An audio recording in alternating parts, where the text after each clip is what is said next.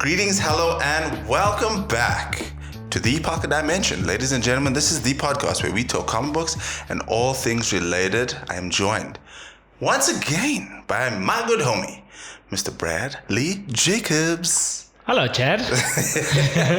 How are you? Good, and you, Blood? You Good, well? bro. Good. Can't complain. Yeah, no. Another good day. Another big day. Another interesting week.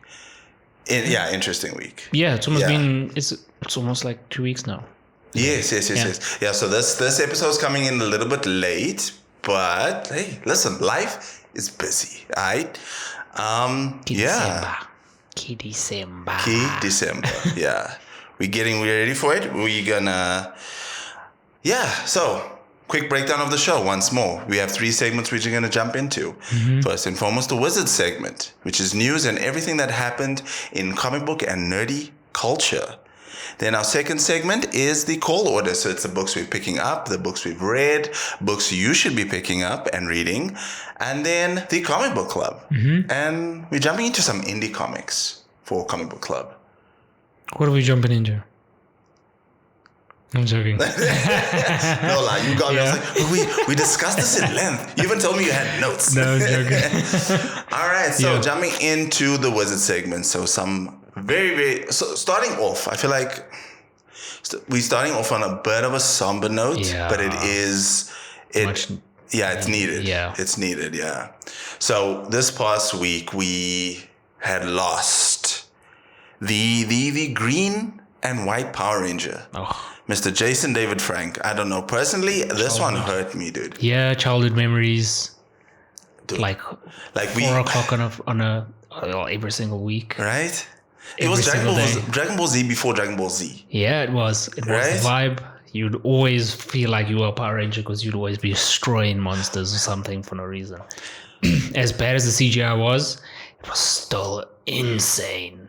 Yeah, no. I think so there's 2 things what made this loss such a gut-wrenching thing is that JDF was a part of all our childhoods. Whether you a geek or not, you grew up. If you grew up in the 90s, you grew up watching Power Rangers, regardless of what you're into, you know. So Power Rangers was a part of our childhood, like at least 95% of our childhoods, you know. But you know what's really great is that if you kind of like follow JDF's kind of like life and his career and stuff, he's a jiu-jitsu karate artist, so he runs like dojos and stuff. I haven't forgot about that. Right? Wild. Yeah. So like he on and off screen, he's touching people's lives. He's giving his all to people. And then you see these kind of like these interactions, these Comic-Con meetings that he has with people, and and you can tell he genuinely took time out to meet people and conversate with. Oh, you got a tattoo? Show me what, you know. Yeah, like he takes time. He was like a person.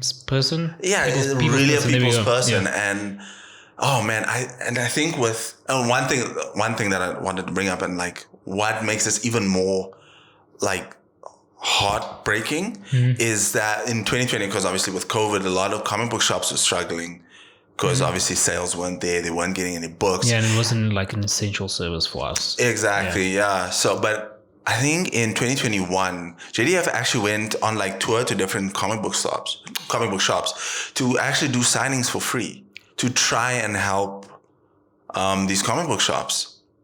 So that's what I say. That's wild. A hero on and off screen, which, oh man. That's a beautiful thing, actually. It is a beautiful. I think him as a person is just it shines through. He's a really great person. It shines through. And I think globally, I remember seeing a post. So when it happened, I saw a post and I was like, oh, okay, shame. Unfortunately, it's JDF, I think, posted up with his trainer. And I was like, oh, shame, he lost his trainer. I didn't think twice, you know, because the dude was healthy, you know. I didn't even think twice, and then the post started coming. I was like, oh goodness, and then, dude, I'm still hurt. And like I think what's taken us back by it, or like the thing that shook us, is that it literally came out of nowhere. Like you mentioned now, it literally. It's not like it crept up on us, but it just came out of nowhere. Definitely. It's like one of those things that you would have never expected. Yeah. It is very unfortunate because like I think I think he did take his own life. So I think that's what makes it really more, like a little bit more heartbreaking. You know what I'm saying? Such a happy person, you know? Yeah. So yeah, check on your friends, guys. Hit them up, see how they're doing. Yeah. And you know, you never know. There are Even platforms out there. Excuse me, even a hello, how you exactly, doing yeah. kind of thing works. Exactly. It goes a long way, and I think we'll forever remember JDF. You know, he's a big part of our lives and our childhoods. And I actually have something coming on the way. Well, we'll reveal it on the channel. I told you about it. Yeah. But when it arrives, we'll do something. You know, it's like a little thing. I'm actually gonna continue acting a fool. That's fine. That's fine. That's all good. Because I do have very shocking experiences. Like, what? I told you, B. Okay, yeah, and on to maybe some comic book news. Mm-hmm. One of our favorite writers, writer of Thor and Hulk. I mean, this. I mean, we had this discussion earlier, and it was just like, I mean, I think I saw it coming, just because, like, when we were picking up the Marvel things, yes, it was very confusing because you'd look at Thor and you'd expect to see Donny Cates on Thor, and you'd expect to see him on Hulk. Yeah. And then, like, recently, I think it's from December or Thor 29 or something like that, after the Venom run. Oh, yes. There's no Donny Cates. Then Hulk, no Donny Cates for like December, whatever. Which is very interesting. It's strange. Very strange. Initially, I thought when I saw the news, I think Donny Cates tweeted something. But before that, initially I was like, oh, okay, Donny Cates isn't on this books. Is it like a dispute with Marvel? Is there like issues happening? You know, sometimes you do kind of get like creative differences and these falling outs, which, you know, it happens. You know, we're all human at the end of the day. But it isn't. He actually, I think he tweeted out to say no. So Ryan Ottley will be continuing writing and art on this remainder Hulk run, and I think Nick Klein is actually co-writing with another writer to finish up the arc on Thor. But and then another writer will come in on those books. Come on, man. I know. The thing is, it's like we didn't even get to understand what the hell happened with that whole scene with Thanos and him. What must happen? Okay, so with that though, don't stress, because I think there's a book that's coming out. I think it's Thanos Notes or something. Thanos, but it's not written by Donny. And the reason I'm like, come on, because it's like, what were you trying to show us? What was there that you were like, there's something going to happen, and now it's like you'll never get to see it. No, I don't think we'll never get to see it, because I think because Nick Klein has been working with Donny Cates since the beginning. He has 1 or 2 issues off, so he knows. I'm pretty sure that's what I say. Yeah. Johnny tweeted that he is fine. I think he's dealing with like some personal issues. So that's kind of conflicting with work and stuff. But he's been working with like editors of Marvel.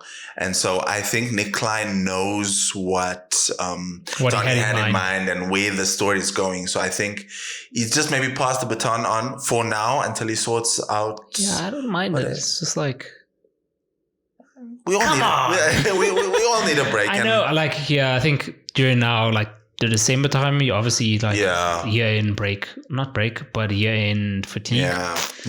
It's much needed, but it's been a tough couple years. Like, it's taken me. I'm just like, I was just looking forward to finding out the heck is happening. That's my main thing. It's fine. I don't mind Nick Klein, like his drawing and his stuff, pretty cool. Oh, I love his work. Yeah. I think would be nice to. I think as an initial kind of like announcement, when you first realize that Donny Cates isn't writing these books anymore, you're like, whoa, why? What's happening? Yeah. And that panic kind of starts to kind of come up, and you're like, okay. Then you slow down. So, okay, he's got some personal things. Nick Klein, Nick's been with him on this journey. So, hey man, I have faith. that Nick will carry the baton. Hopefully he does come back after, hopefully everything is all right with him and he does come back, and because he is a great writer. And because like I'm also just thinking about, remember the one tweet you sent to me from Donnie? He was like, he's ready to make things get weird with Thor. Like, since I did the Thor God of Thunder, he was like, that was quite interesting. It would have been quite interesting to see how far he could take it. He could, Loki, I feel like that was just for the trolls, though. I also feel like that was probably just for the trolls, and for the clout. And for the clout. But it's going to be interesting. We wish him the best. Hope everything is all right. And come back soon, man. Come back soon. Also, another piece of interesting news. So I asked you previously. So Lovecraft Country, the HBO series. Yeah. Fun series. You haven't seen it yet, so we'll we'll talk when you do. I won't do any spoilers, but I just wanted to say the director, because I know there were some issues and some delays, because I know a lot of Marvel properties got pushed back a couple dates because I think there was disputes with the director at the time on Blade. But so what I'm getting to is that the director who directed Lovecraft Country is coming on to Blade. Okay. And so you haven't seen it yet, but that show is excellent. I know, but I'm thinking about the whole Blade thing. Oh, yeah. Before we move on to Blade, you can finish.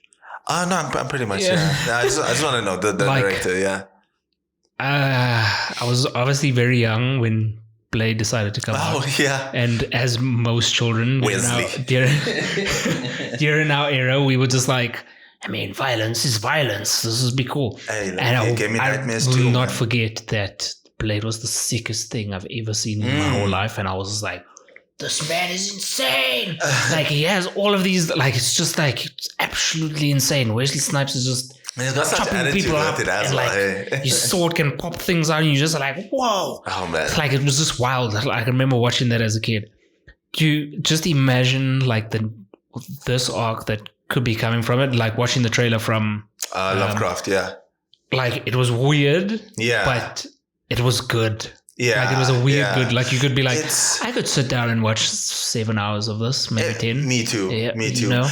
Okay, so if you haven't seen Lovecraft Country, I won't spoil anything, but essentially just go and watch it. I know it's based off literature. I think it was a book, if I'm not mistaken. It's the strangest book in the whole world. It is a very strange book because I was trying to explain this to somebody now in the week, is that you can't categorize this movie as like, oh, it's an action, oh, it's a period piece, oh, it's a sci-fi. Because it literally touches on every single genre. There's drama, there's sci-fi, there's time travel, dimensional travel, and it's a period piece as well. I think it's based in 40s, 50s. Also, one great thing about Lovecraft Country, it was the first thing I seen Jonathan Majors in. And that dude's charisma is out of this world. I cannot wait to see him as Kang. He's crazy.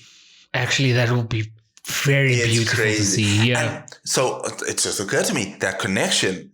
This director has worked with the characters. Jonathan Majors. I literally just said his name. How did I forget his name?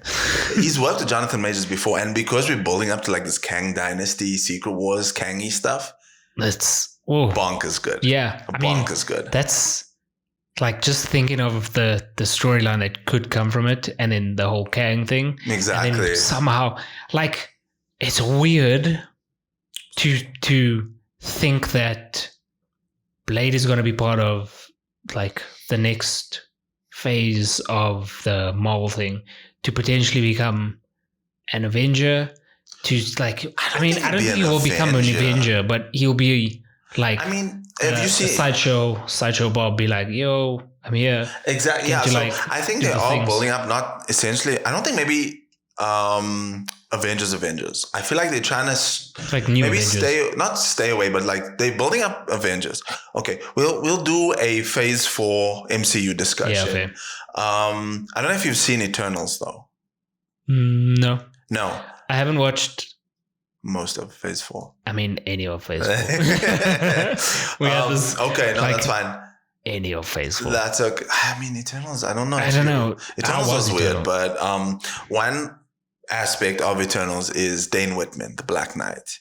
So essentially there's like not rumors, but like there's speculation that they're building up either Midnight Suns, so a slightly darker, not darker, but like, yeah, no, okay, you know what I'm saying? I'm still like, I do feel like they are setting up other teams because like if you look at like the comic books, there are other teams. It's not just like Avengers, Fantastic Four's coming. There's like, I mean, it would be great to also just like understand let's just say we grew up with the Avengers. Yeah. We went through like phase 1 to phase 3 with Tony Stark and the normal Avengers and everybody's still around, whatever. And then after Thanos happened, it's not to say that I didn't enjoy it or just be like, I don't know. I think life happened and I was just like, oh, wait. I'm a very patient person when it comes to like something that'll be cool. Like I would watch Wanda because I heard it's insane. It's really, I would watch Loki because I enjoy Loki as this sinister nonsense human being, but he's very like intellectual and does like strange things. It'd be nice to see what happens with that. If you spoil, I'll stab you. No. I was about to say WandaVision because now like as you're saying, you watched Multiverse of Madness, right? What? Doctor Strange, Multiverse of Madness. No. Chad, what part of I've watched none of them. Fair. Okay, cool. Before you watch that, watch WandaVision. And I just want to... Yeah, but doesn't it come before? I'm going to watch it in phase, yeah? Okay. Oh, you're going to watch it in release somehow, order. Yeah. Okay, no, then that's fine. Do that. Don't listen to anything I just said for the past 5 minutes. But what I wanted to say was WandaVision was one of the shows. So in phase 4 is when they launched the MCU series, which is cool. I mean, I think for the most part, it's done pretty well. It's been received pretty well. And you get those longer, like I think it's maybe half an hour to 40 minutes per episode, about 8 episodes. So you're kind of getting like a longer format movie type thing, a longer narrative. WandaVision, I was like, okay, I mean, WandaVision, they're cool, but they're not really top of like the characters I run. That series caught me off guard. What, WandaVision. I did not expect to enjoy it the way I did. I was invested. I was like, whoa. Yeah, because she turns into Scarlet Witch. Like, I've obviously seen spoilers. She turns into Scarlet Witch. Yeah, I mean, she kind of gets her mantle. But like... I mean, that would still be very sick to see. It's like her and Vision. Yeah. It'll be nice to see what's happening there and like... It's interesting storytelling because it does deal with ramifications of Endgame. Ooh. So that Loki is a show I highly recommend. I know funny enough, a lot of people, like it's half and half. I've seen people say that, no, they don't vibe with Loki. I was like, why? Why? I'd enjoy Loki. It's so good. Tom Hiddleston's character, like Tom Hiddleston's Loki is so good. And then, it's dealing with all these things, but listen, I won't spoil for you, but like, it's a really good watch. Okay. It's really good. Those two, highly recommend. So with like in saying that, we kind of gonna do a MCU discussion towards the end of the year, kind of like do some wrap ups or like rankings almost. I know everyone it's done. By the time this happens, I would have watched everything, and then I would have known what Chad is about to spoil. So we're going to do our own rankings. I know it's done to death, but hey, listen, you don't know my rankings. You don't know how much I enjoy Multiverse of Madness. And I'm going to just give you that information. Our opinion, Yeah. And then, but listen, it's not just our opinion. It's your opinion as well. So if you're watching this, let us know your rankings, but do not spoil for Brad, please. Yeah, use it, don't use it. Yeah. I actually envy you. You get to watch it for the first time. Yeah. You ever have those movies that like you kind of like wish you could experience it for the first time? Yeah. I quite recently watched, you told me about it, Arcane. Yeah. Oh, you see now. I watched it and I was like, why haven't I got onto this sooner? Right? I was like, what am I even watching? Like the sister sort of reminds me of this, like a Harley Quinn. Jinx reminds me of like this Harley Quinn / Joker kind of vibe. Yeah. And I just sat there and I was like, this is nothing like the game. This is insane. Oh yeah, because you played the game, right? Yeah, I was like, this is I could do like 4 or 5 seasons. I mean, don't drag it out too far, but I could do like many like few seasons of this if the storyline is as good as it was, because it like played on everything.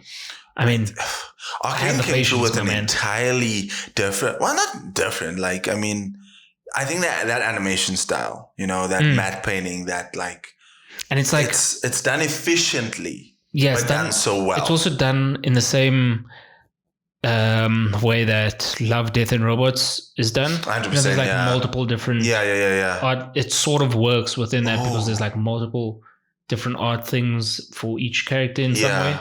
And I think that's what I enjoyed the most. I was like, whoa, each episode is very interesting. It captivates you, it draws you in. Until like 3-4 o'clock in the morning each time watching. I was just like, I want my sleep.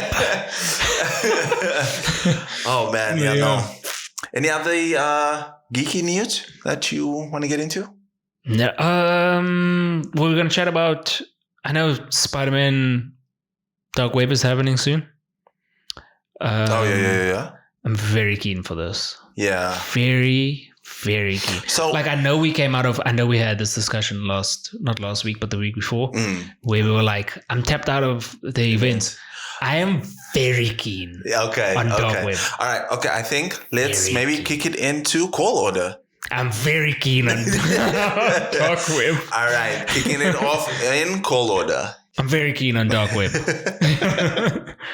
Starting that off. Yeah. Very keen on Dark Web. Let's kick off for that. Because you let us in and I'm just going to continue it. I am very keen for Dark Web. Like, I know we just came out of, what do you call that?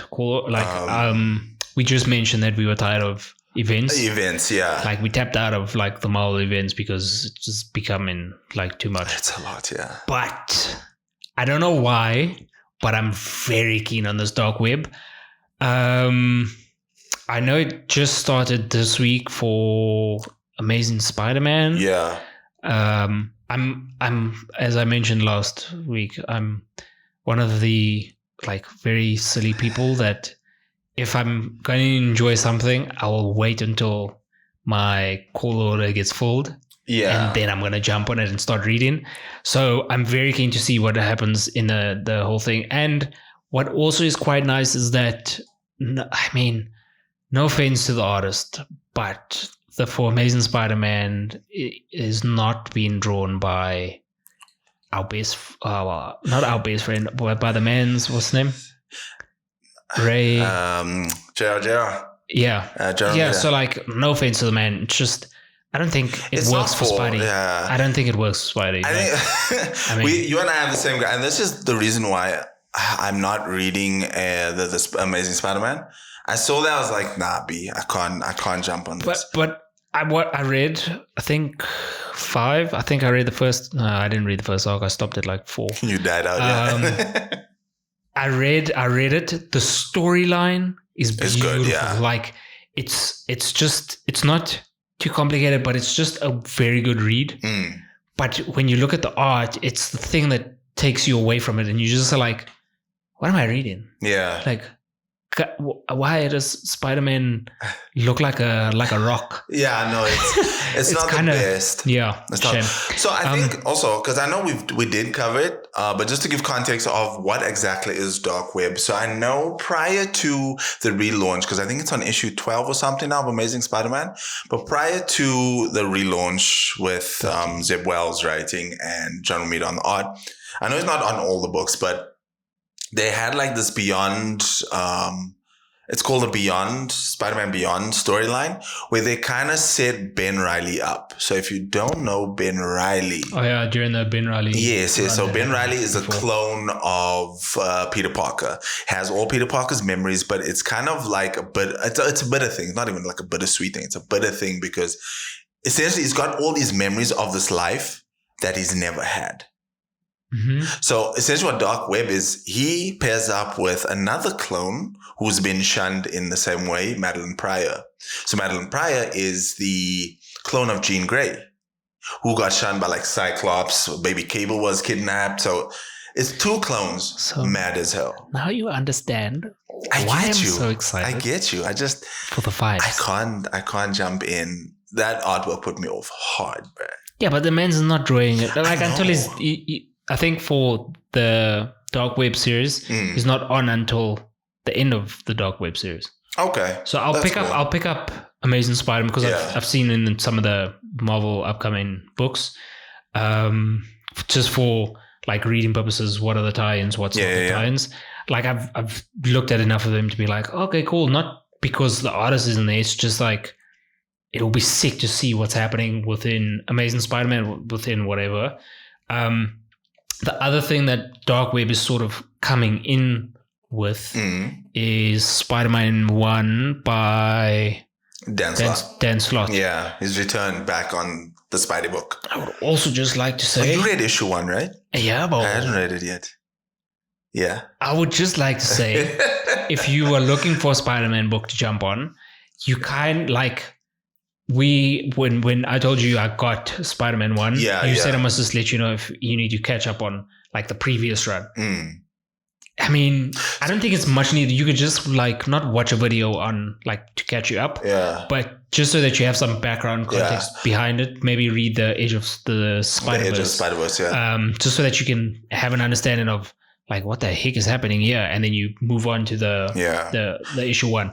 But if you're looking for something to start on, that's a good Spider run. Okay, cool. So just for context, the reason why I am excited for Dan Slott to be back on Spider-Man. I was a bit sad to see him because I enjoyed his Fantastic Four run, but his return. I mean, if I'm not mistaken, I think Dan Slott has had the longest run on Spider-Man. That's over 10 years. Yeah, I do remember. Yeah. So like his return is like quite an iconic thing because I know he genuinely loves the character, and you can tell he loves the character. Yeah, you can also like feel it. So the reason why I was hesitant to kind of like jump in now is because I, like as a collector, one of my collecting journeys is to kind of collect the whole 10 years worth but like not single issues, but graphic novels. Like I don't know. I was about to be like, good luck. No. I know there's a lot of like key issues, so I'm not about to. Now it's for reading purposes. I mean, I can read it on Marvel Unlimited, but I kind of want. Yeah, you want the hard. Yeah, I want as a collector. Physical. That's one of the like my achievements I want to achieve as like my collecting achievement. So, and then I know this was marketed as like the end of the Spider-Verse, so I hadn't read. Yeah. What, issue 1? No, well, this run. initial okay, cool. run, that's that's kicking off. So, because I haven't like fully read that, I read like bits and pieces here and there, I kind of want to read that first. I kind of want to get the whole story. But so you were gonna read 10 years of things. I'm gonna, and you were gonna wait for 10 years of omnibuses. Probably not. You can catch a beating. I know. No, like the thing is, I'll probably just read Prelude, and then the Spider-Verse, and then I think Spider-Geddon, and then this one. That's still like 10 years, man. I mean, that could be 5. That's maybe, yeah. But listen, like, it's up to you. It's a journey. Mean, like, you can still collect one. Well, the Dan Slott. Yeah, I might still collect the single issues. It even ended in a very cool way. Like, really, it's worth it. Don't spoil. It's worth it. Like, do the little journey, and then we'll catch up. Okay, we'll catch up. I think if I sit down and properly like read the probably okay, because I know there's like a lot of like reading orders. Reading lists. Like okay, cool. Read this. These are tied into this. These are necessary. So I can kind of like I'll probably search one up, a proper one, and kind of like read it that way. Okay, yeah. And then that could kind work. of catch so up. I think it could be on Marvel Unlimited, and then you can just get the. Yeah, I'll just phone in to work and say, "Oh, I'm sick. I can't come in." But I'm reading Spider-Man. I mean, it's December. Yeah, no. You guys didn't see this video. Yeah, no. So Dark Web is going to be interesting. It's going to be sick, bro.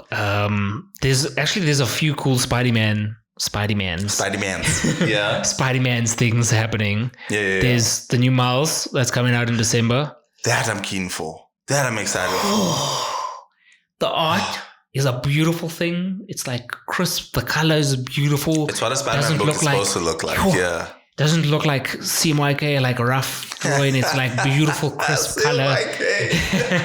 Doesn't look like dull color. It just it pops. Colors pop. Artwork is nice. I got chills just thinking about it. Very dynamic. I remember you sent me a picture. Was it a preview image? Yeah, it was like the artwork is dynamic. Like I looked at it and I was like, I know I've seen this before, but this is becoming beautiful now. The thing is a certain way, like Miles, Spider-Man, Spider-Gwen. So there's a certain way a Spider-Person book needs to look. Mm-hmm. And I feel like that's how it looks. That's how it's supposed to look. Yeah, I agree with you. I'm very keen to pick up that run. Okay. And then there's this other cool little Spider-Man comic it's come out already. Maybe you guys can let us know if let me know. I don't know if Chad will read it.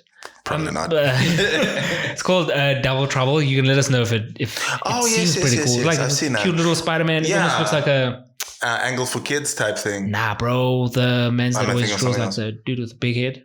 Dude with the Scotty There we go. So it almost looks like a Scotty Young, but it's not really a Scotty Young because they have big feet. Oh, okay. I'm very keen to see what that situation is. Okay. I mean, it's something different. And I feel like if it's nonsense, I'd also be like, I mean, it's for the kids. You gave it a try. It's still worth it. Give it a try. I'll try it. Let us know. Yeah. Let me know. Let Brad know. Hit him up on the IGs, text him. Just text him. Just say, hey, Brad, go pick this book up. It's great. The big sigh that I just had during your whole little thing, and I apologize. That's all good. It's because I know what we have to speak about next. You are a problem. I am a problem. And he made me I mean, let's just say Deadpool in the Marvel universe, like the cinematic universe is great. Like the Ryan Reynolds vibe is great. Cinematic look great. I mean, and then I read issue 1 and I got halfway through the book and I'm not going to pick it up for the rest. On this new, because I know it kind of like relaunched. It was like a Poison Ivy kind of vibe, like Deadpool's. Weird. I mean, it's weird, but it's a Deadpool book. But then it just became boring because at one point he wants to join another clan. Like if X-Force isn't enough, he wants to join another clan, so he has to try and kill Doc Ock. And then he has like 48 hours to do it. And then he's like busy playing with, I mean, not playing, but this new Poison Ivy character's like sort of like playing with him. I never finished it, but I mean, sounds weird. Yeah, I mean, this is my gripe with Deadpool. I understand the appeal. I just feel like he's a super unnecessary character. I don't understand I get his concept. I get the goofiness. It's comic relief. I get it. It's just like I don't see why he's necessary in certain things. I mean, I can agree with that. You know, a joke or two is fine. When you constantly a fool, come on.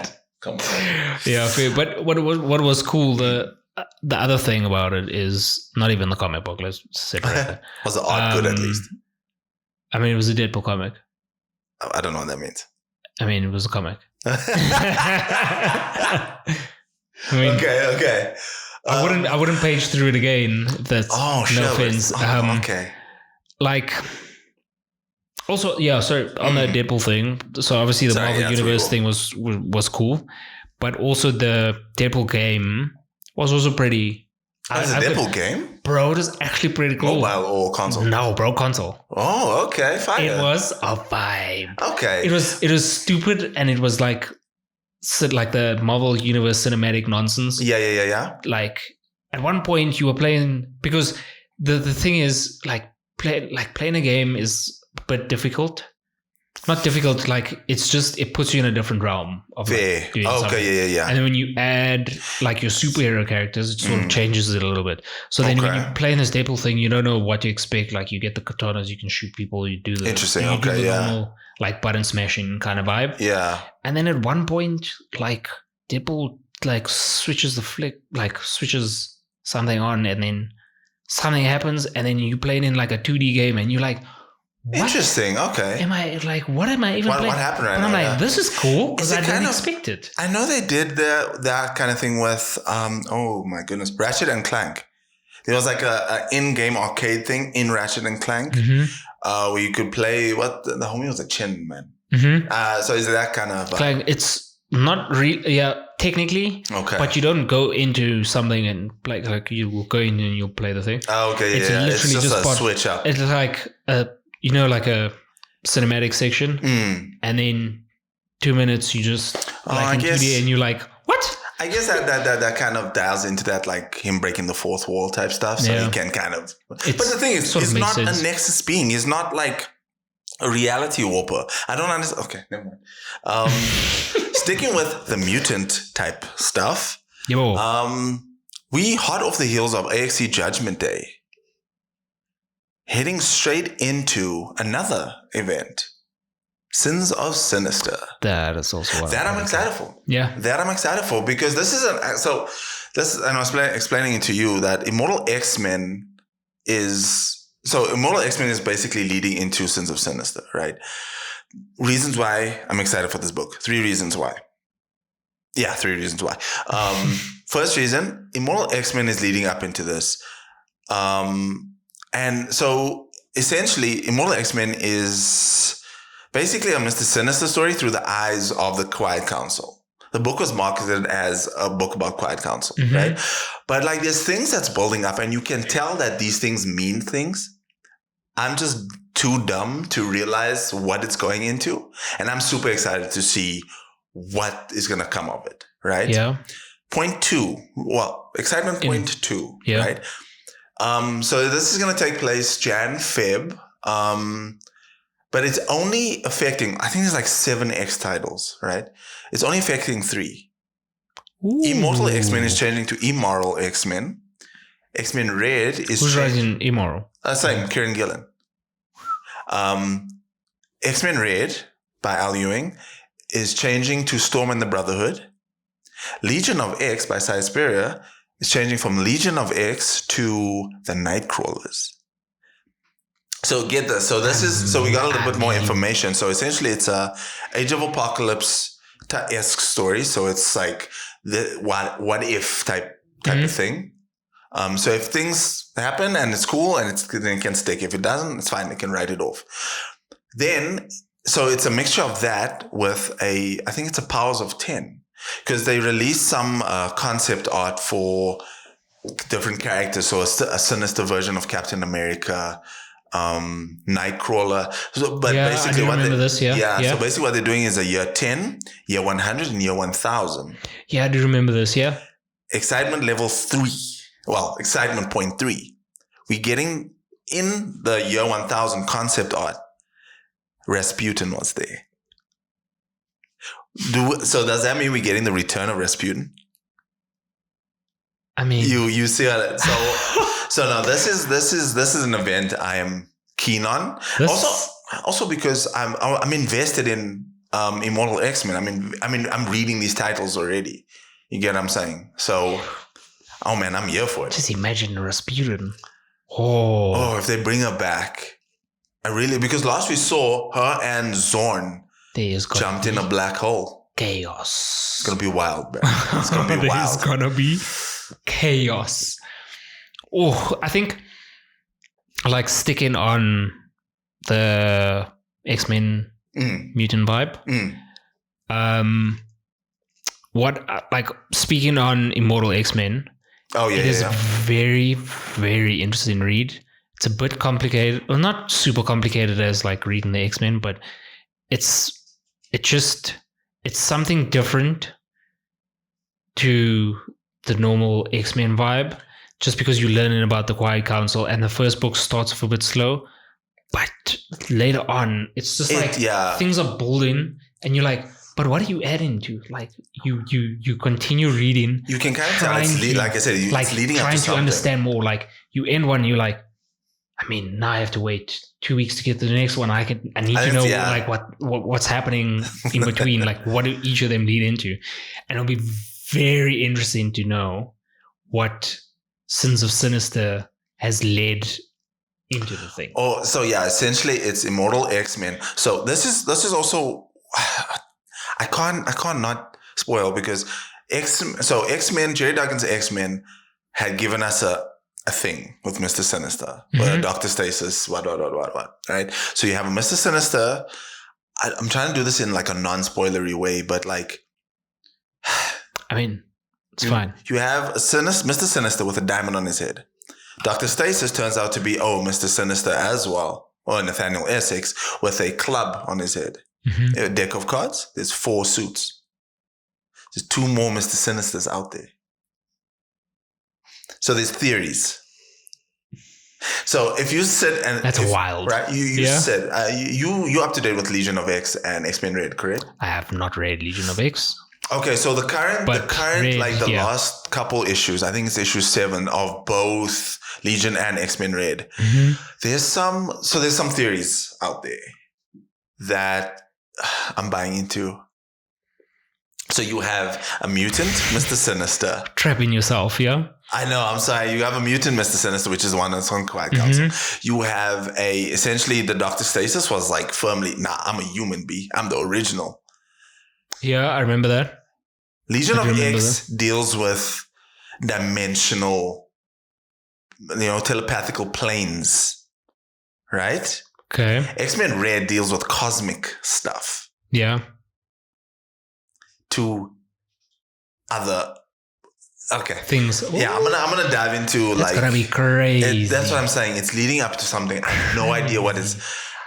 And like I said, this year kicked off with 10 Lives and 10 Deaths, which was extremely unnecessary. It didn't affect anything. AXC Judgment Day was, lack of a better word, disappointing.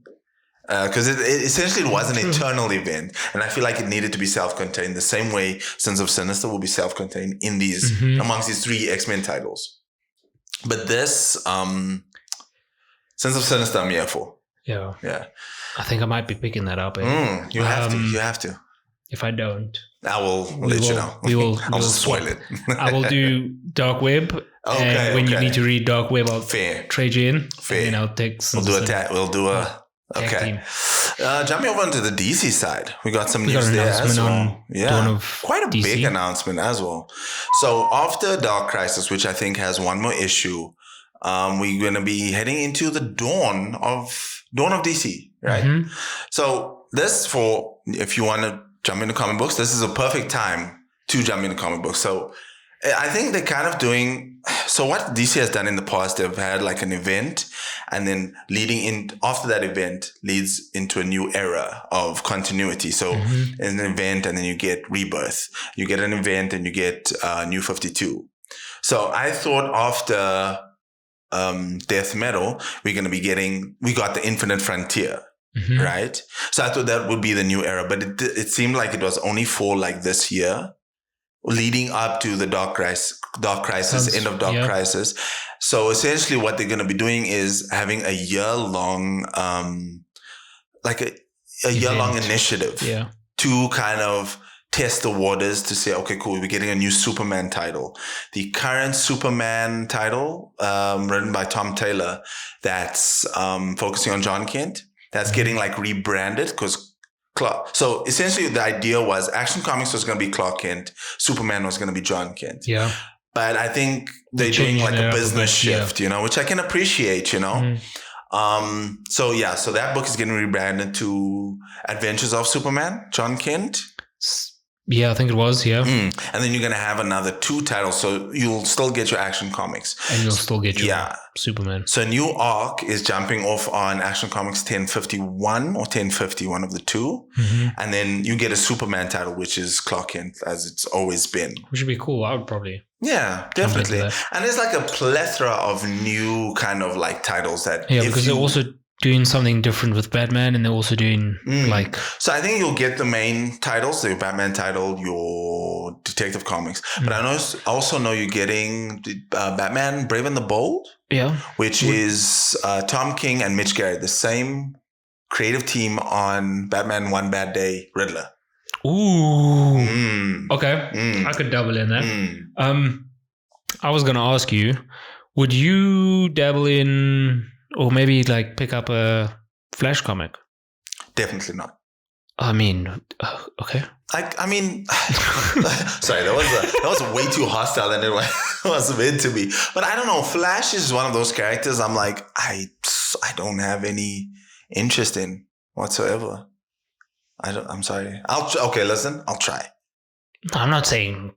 I mean, I'm just asking if you would. No. Like, I'm thinking of doing it, but I'm also like, to learn about Barry Allen at this moment, that's after all also the chaos that man has done, exactly, and figuring out that he created. I mean, it just seems like a lot. That's what I'm saying. Like, if you hear a lot of things, a lot of people who, when they started getting into comic books, I think like 80s, 90s, their Flash was Wally West.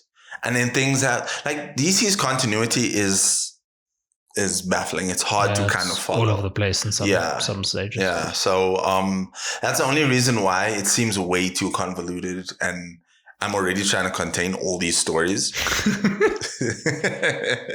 Fair. Like, you know, now and again in my mind, Fantastic Four and Batman crossover, and that's not supposed to be happening. But yeah, no, if you're jumping into like DC comic books, January is the time to do it. Yeah, and then also apparently we get in a Batman and Spawn 5. Yes, that's launching now in December. I would not read it. I'm apologizing.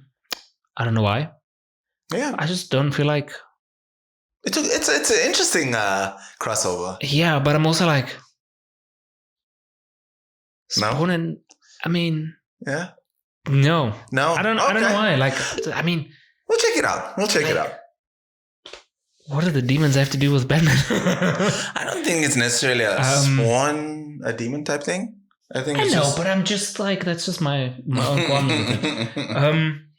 Then we also have in DC. Do we have anything else in DC?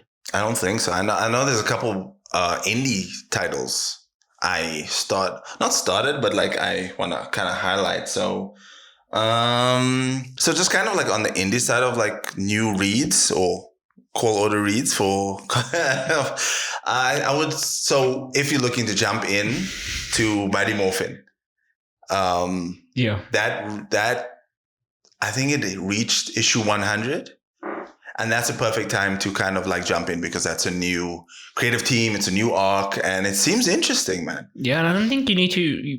Would you need to read the previous runs? Don't think so. I would say again, it's one of my collection type iffy things. I'm trying to gain the deluxe editions and all that. But essentially what happened was, so you got issue 1 of Mighty Morphin Power Rangers. I think they got up to like issue 55.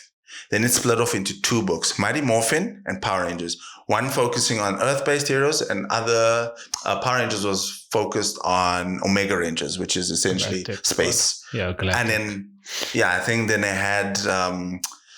it was like an event, and then I think it's 22 issues each. I'm a bit behind, but then essentially it's now 1 book again. Mighty Morphin Power Rangers at issue 100. Perfect place to jump in. Yeah. But like, I agree with that. Sticking with indies, shall we dive into the comic book club? Oh, and so we never announced what we were going to speak about now, but we try to keep you wanting more. It's definitely worth the read. And what we are going to speak about right now is The Last Ronin. Yeah. Teenage Mutant Ninja Turtles, The Last Ronin. My opinion, probably one of the best indie series. Came out of nowhere. It's okay. So to do a quick spoiler-free breakdown, and then we'll dive into spoilers when we talk about like what we vibe with the book. So spoiler-free. Essentially, it's a 5-issue miniseries. This concept was originally given. It's not 4. No, it's 5. Yeah. So this concept is originally Kevin Eastman and Peter Laird. Yeah. So if you haven't already, to understand the kind of like history of Teenage Mutant Ninja Turtles, go and watch Netflix's Toys That Made Us. They kind of do a really good like explanation. So they created the Turtles, created the comic book, it boomed. And then I think there was a dispute at some point in time, and they kind of split ways. And then Nickelodeon bought the rights. And then that's when IDW kind of like, Picked got it the up, rights yeah, to, yeah. But what's really great is that Kevin Eastman has always been like a consultant on it. So they've always stuck with the original concepts, and they always check with the original creator, which is really, really good. So just to give a kind of rough perspective of this book. So essentially it's very in the future. Like it years and years in exactly. It picks up with New York is taken over by essentially Shredder's grandchild. Sorry, spoiler, but that's not really a spoiler. Not really, because it happens in like the first 3 pages. Exactly, yeah, and it's quite an interesting story. And so essentially, you see a turtle come back, and you get the sense that his brothers is gone. Well, not really come back. You just see a turtle, and then you just are like, where's the rest of the homies? Exactly, yeah. And then throughout these 5 issues, you see the kind of like, he's trying to kind of get revenge type thing. Not necessarily revenge, but he's trying to get justice for what happened between his clan and the Foot Clan. Yeah. And then, but you're also getting like these throwbacks of what actually happened with the family. Yeah. I'm smiling because it's like, it's a beautiful story. Okay. So jumping into spoilers. So this is your spoiler warning. If you haven't, please go read The Last Ronin. Come back and let us know what you like, because we're diving into what we love about the story. Skip through this little section. You would like to. Come back though. What is your overall feelings, and what does this book do for you? Bro, like taking it from the whole Last Ronin kind of vibe, like we all know Japanese culture. The Last Ronin was, I think your master died, and then you because you didn't have a clan, you couldn't You're essentially a Ronin, samurai like thing. Yeah. So it's sort of like when I was reading it, I had that in mind, and then it just took me for like the left, like it literally swiped me under my feet, because I was reading it and I was like, what happened to the rest of the guys? Exactly. I'm like, who killed them? And then you get onto like Shredder's like rubbish nephew, and then you learn about him for like a little bit. This is grandchild, and you're just like, yeah, but I'm just like, screw him. What happened in between? I was like, you guys were this insane thing. And then who was the turtle? Mikey. So it was like Mikey. Yeah. And like the whole time I'm reading, and I'm like, but who is this? Exactly. Like, yeah. The whole time I'm reading, I'm like, who is the last one left? And I'm like, I'm trying to understand. I was like, I sort of know each of them, but it's got all of them in one. I'm like, what? So with that being said, that brings me to like the 2 reasons why I love this book. For one is the storytelling. You kind of get like, it's there's no setup. You're thrown immediately into the situation. There's no lead up. You don't need to read anything before this. Yeah. Straight into the situation. Like, this looks bad. This looks terrible, And then as the story progresses, and as you get more like kind of flashbacks, you get more, and you see what you see. You get the backstory in these flashbacks.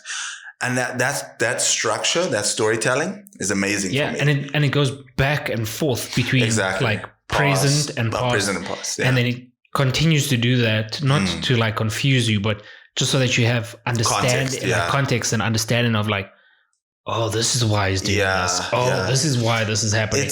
And then there's that whole, like, I think it is in book 5, the last one that we waited like months to read. Yeah. Where it's like this whole war thing's happening, and the way it ended, I'm just like, So another point is like with the storytelling, they're not afraid to kind of, and I think this is also what makes the story so enjoyable, is that they're not afraid to jump into those dark corners. They're not afraid to hurt your feelings. Yeah. And it's kind of like a Game of Thrones episode. I was about to say, it's almost like that. Like, they're not afraid to kill anybody that you get attached to. Like, you getting attached to somebody, too bad. Exactly. Or like, you're not getting attached to somebody.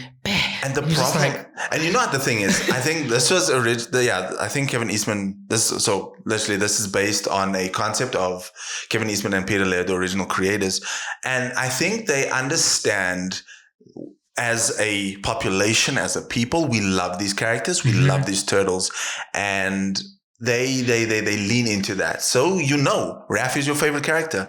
So each and every one of the turtles' deaths, it's coming, but it's so heartbreaking to see. Yeah. Because you're like, oh goodness, why him? I was like, actually, when Raph died, I was like, so it's not him. He was always the badass. Yes, he was always the hothead. I'm gonna get mine before you get yours. Yes.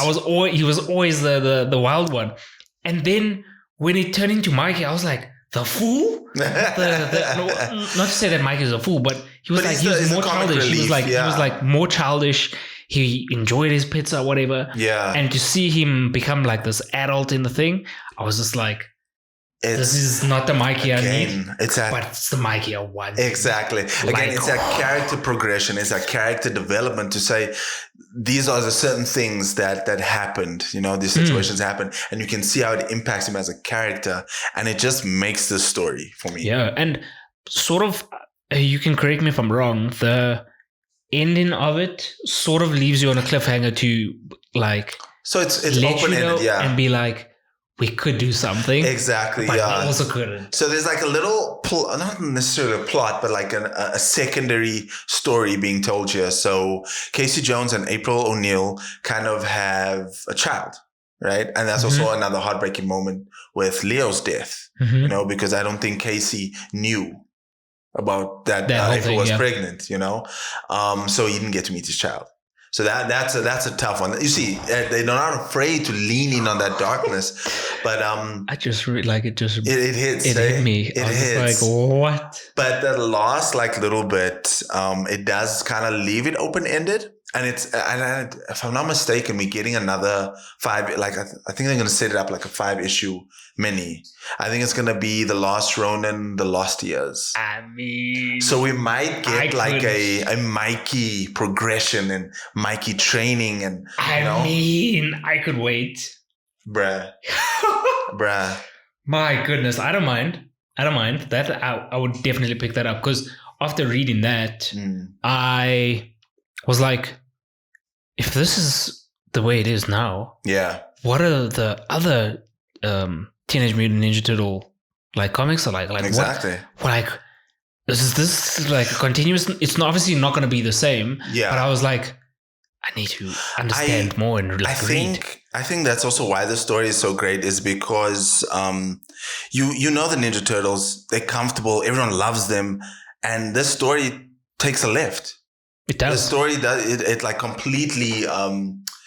It's a story you don't expect, but it's a story that you didn't know you needed. Oh, it's so true. So listen, if you have not yet read The Last Ronin, we tried not to spoil, I'm sorry. But listen, go and read it. You've also started collecting the IDW hardcovers. Yeah. Yeah. I feel like you need to break down what an IDW is. Oh, IDW is the publisher, like Boom Studios, Image Comics. Yeah. Sorry. IDW is a publisher.